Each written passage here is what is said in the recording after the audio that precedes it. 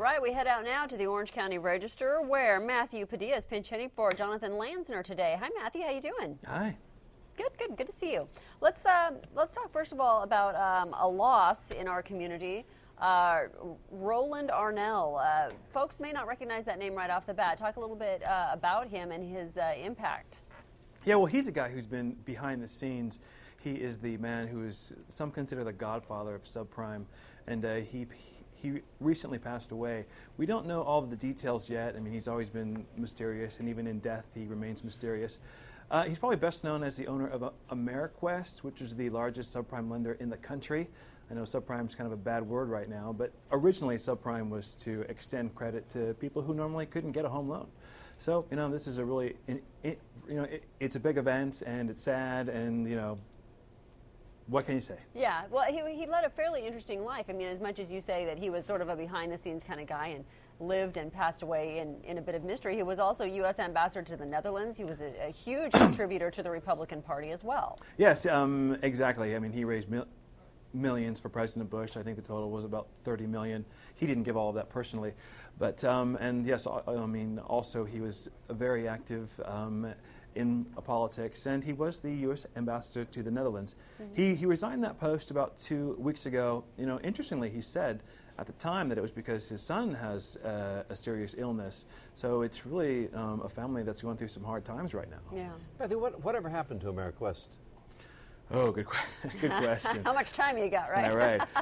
I mean, the whole subprime thing has really gone south, and it's rocking credit markets. AmeriQuest was one of the first to essentially, retrench.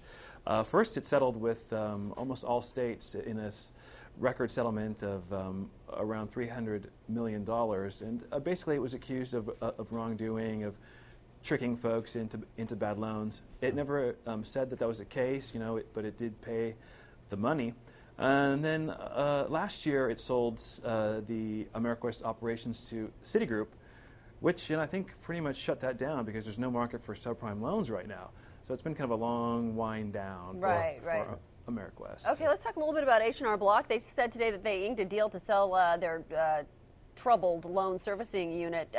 Who to? How much for? Do we have all the details? All great questions. They're owned by H&R Block, and the tax preparer we all know has been trying to essentially get rid of option one. Sorry for lack of a better way of saying that. Yeah. For quite some time, it's been losing money. It's lost more than $1 billion for its parent. H&R Block shut down the loan making unit because they couldn't find a buyer. But they did find someone to buy.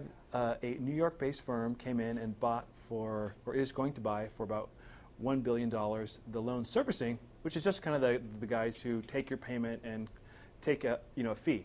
Now, when you subtract debt and other kind of weird stuff, it's like a net price of about $270 million. But at the same time, it should preserve jobs. I mean, there's more than 600 employees in Irvine, and the press release says most of those will be retained. We don't know how many. Right. So that's some good news for folks in a really tough job market right now. And another bad news, I mean, it seems like it's all over the place still. Wall Street giant Bear Stearns. What went wrong? What happened? Oh, man. I mean, this was like in a blink of an eye. Bear Stearns, one of the most well-respected, financial firms in the U.S., was suddenly on the verge of collapse.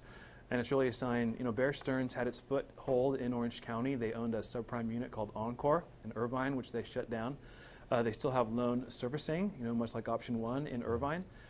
So we want to know what happens to Bear Stearns. But basically, they were too big to fail, and the Federal Reserve and J.P. Morgan Chase came in. J.P. Morgan Chase is buying them for $2 per share. Ouch. Incredible low price. Yeah. And the Federal Reserve will finance that deal for about $30 billion. But that means our taxpayer dollars are now at risk. If these assets fall, our $30 billion could that could be taxpayer money at risk.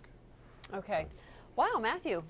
Well, ray of sunlight. I know. Sorry. Thanks, Matthew. No, we thank you for coming on, Have Matthew. a good week. We'll see you again soon.